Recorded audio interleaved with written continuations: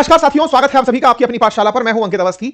हाल ही में पश्चिम एशिया के अंदर उत्पन्न हुआ स्ट्रेट ऑफ हॉर्मुज के संकट का लग रहा है सऊदी ने समाधान निकाल लिया है। देखिए, स्थितियां बिगड़ी अमेरिका और ईरान और इजराइल के चलते, दुनिया परेशान हुई। दुनिया भर में तेल की कीमतें आसमान पर छूना शुरू हो गई। युद्ध के 19 दिन बीत चुके हैं और तेल का जो रास्ता है, जहां से लगभग 20% दुनिया की ऑयल सप्लाई होती है वर्ल्ड की, वो मार्ग अमेरिका के चलते, ईरान के चलते बाधित हो चुका है। अमेरिका ने युद्ध शुरू किया, ईरान उसे दुनिया पर प्रेशर टेक्निक करने के लिए प्रेशर बना करके इसको रोक कर बैठ गया कि अब हम, जब तक हमारे हाथ में कुछ नहीं है, हम इसी को रोकते रहेंगे ताकि कम से कम अमेरिका पर, इजराइल पर दुनिया प्रेशर क्रिएट कर सके। और प्रेशर हो रहा है अमेरिका पर क्रिएट। जैसे दुनिया के सामने ह्यूमिलिएशन तो है ही ना कि आज नाटो कंट्रीज भी उसके साथ आने से इनकार कर रही हैं कि हम नहीं चलेंगे भाई तुम्हारे युद्ध में। तो एक प्रकार से अमेरिका अलग थलग पड़ रहा है। अमेरिका को अपने कई फैसलों से पीछे हटना पड़ रहा है। चाहे रशिया के तेल को दुनिया भर की खरीद की परमिशन देना हो, जिस रशिया को वो लगातार मैक्सिमम प्रेशर टैक्टिक के तहत सैंक्शन किया जा रहा था, अब महीने भर के लिए तेल की परमिशन देनी पड़ी।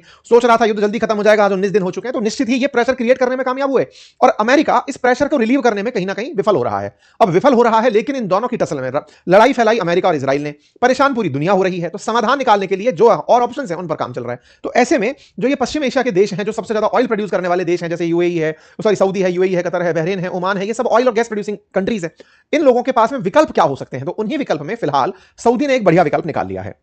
और सऊदी का जो निकाला हुआ विकल्प है, वही विकल्प फिलहाल के लिए दुनिया के लिए उम्मीद की किरण बन रहा है। क्या कर लिया है सऊदी ने? सऊदी ने एक पाइपलाइन के थ्रू अपने पूरे उत्तर वाले हिस्से से दक्षिण वाले हिस्से के लिए पाइपलाइन शुरू कर दी है। अब सऊदी में उत्तर और दक्षिण की क्या कहानी है? असल में सऊदी को अगर आप मैप पर देखेंगे तो उसका उत्तरी किनारा जो है ना, वो स्ट्रेट ऑफ हॉर्मुज में है। वहीं उसका जो दक्षिणी किनारा है वो लाल सागर में खुलता है। यानी कि सऊदी अरब दो तरफ खाड़ियों से जुड़ा हुआ है, या कहिए तो दो तरफ समुद्रों से जुड़ा हुआ है। तो अपने पूरे देश में से बाईपास करते हुए उसने ऑयल पाइपलाइन डाल रखी थी पहले से ही। तो सऊदी अरेबिया ने अब उसी पाइपलाइन के माध्यम से सऊदी अरामको के तेल को, या फिर जो सऊदी अरामको के अलावा दूसरी जो रिफाइनरी इनके पास थी जिसके ऊपर अटैक हुआ था, उसके तेल को निकाल करके अब पश्चिम की तरफ वाला हिस्सा या दक्षिण की तरफ वाले हिस्से की तरफ जो रिफाइनरी का किनारा है, या फिर कहिए कि सऊदी का किनारा है, वहां पर तेल भेजना शुरू कर दिया है। तो सऊदी अरब ने एक नया रास्ता फिलहाल के लिए ऑल्टरनेट रूप में तैयार करके दे दिया है, जो अपने आप में दुनिया के लिए एक खास रूप से फिलहाल राहत भरी खबर बनकर आ रहा है। ठीक है साहब, तो मैप पर हम चर्चा करेंगे सारी चीजों की, लेकिन उससे पहले समझ लें कि दुनिया में अंतरराष्ट्रीय स्तर पर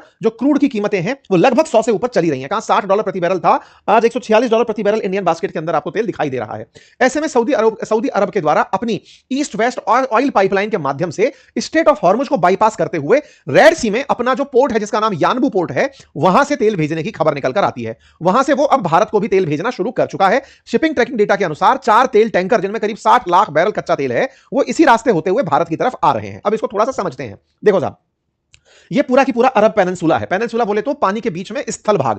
तो ये चारों तरफ से पानी से, तीन तरफ पानी से घिरा हुआ जो स्थान है, पर्शियन गल्फ है, अरेबियन गल्फ है, यहां पर अरब सागर है, यहां पर लाल सागर है, यहां पर बाबे है। ये वाला जो अरब सागर है ना, इधर से नीचे की तरफ, अब टेक्निकली देखा जाए मैप पर अगर हम दिशाओं की बात करते हैं तो वो दिशाएं कुछ यूं होती हैं। ऊपर की तरफ नॉर्थ है, नीचे की तरफ साउथ है, राइट में ईस्ट है, लेफ्ट में वेस्ट है।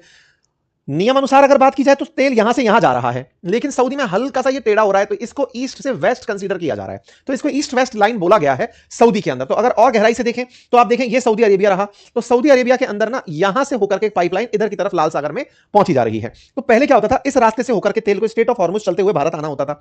अब इस रास्ते को बाईपास करते हुए पाइपलाइन डाल दी रेड सी के लिए। ये आज की नहीं डली है, बहुत पहले की डली है। पिछली बार जब इराक युद्ध हुआ था, उस समय पर जब दुनिया को संकट आया था, तब सऊदी ने समझदारी करते हुए लगभग 1200 किलोमीटर लंबी एक पाइपलाइन थी जो यहां पर डाली, और यहां पर रेड सी में इसने एक पोर्ट बनाया जिसका नाम यानबू पोर्ट रखा था।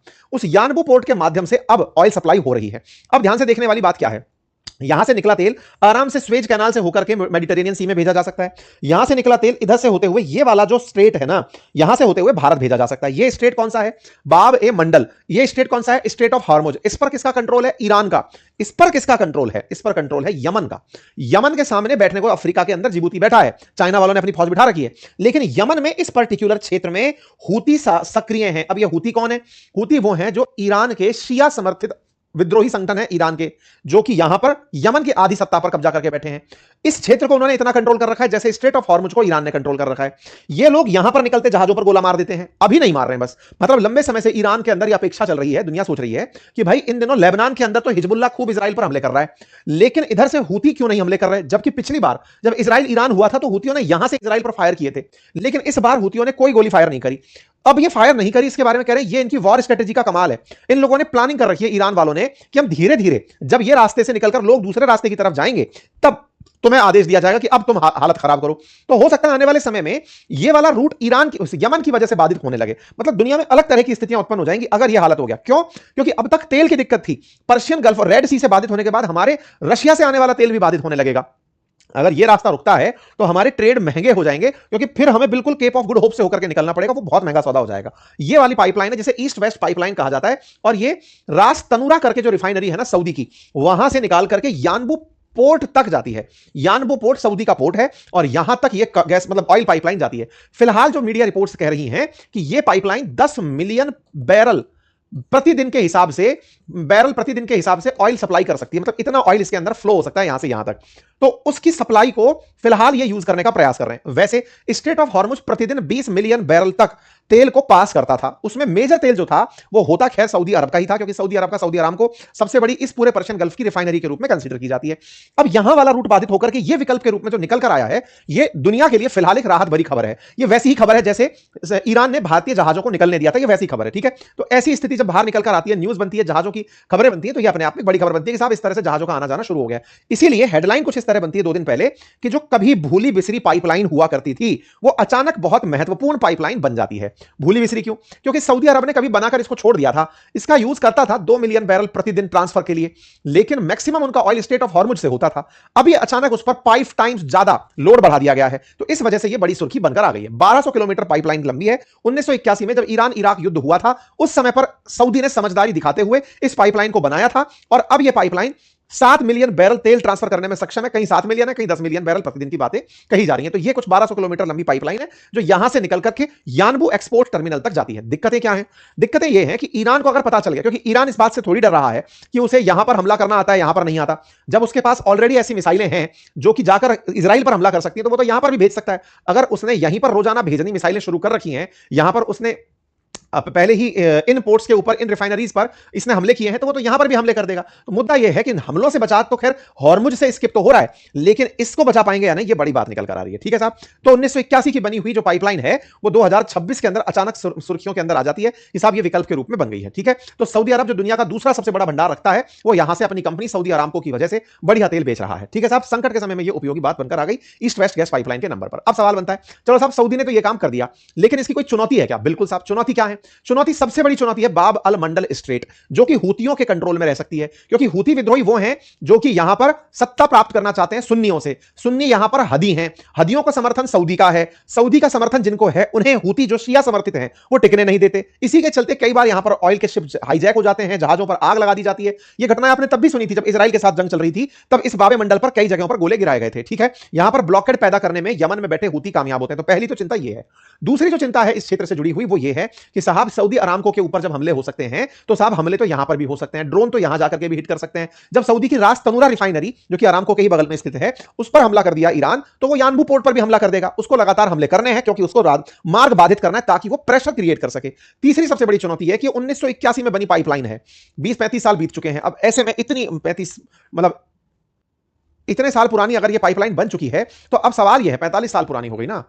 हाँ, 45 साल पुरानी पाइपलाइन है। अब 45 साल पुरानी जो पाइपलाइन है उस पर अब इतना प्रेशर क्रिएट हो रहा है, 5 टाइम्स ज्यादा इसको तेल सप्लाई करना पड़ रहा है। 7 मिलियन की कैपेसिटी है, 10 मिलियन तक पार कर दे रहे हो, पहले 2 मिलियन तक हो रहा था। तो इसके अंदर इंजीनियरिंग दिक्कतें आ सकती है, और ये रास्ते में फैल गई, कहीं से लीकेजेस हो गई तो दिक्कत हो जाएगी। फिर क्या साहब कोई और ऑप्शन है क्या? है ऑप्शन, तो एक आध और भी चल रहे हैं। वो क्या है?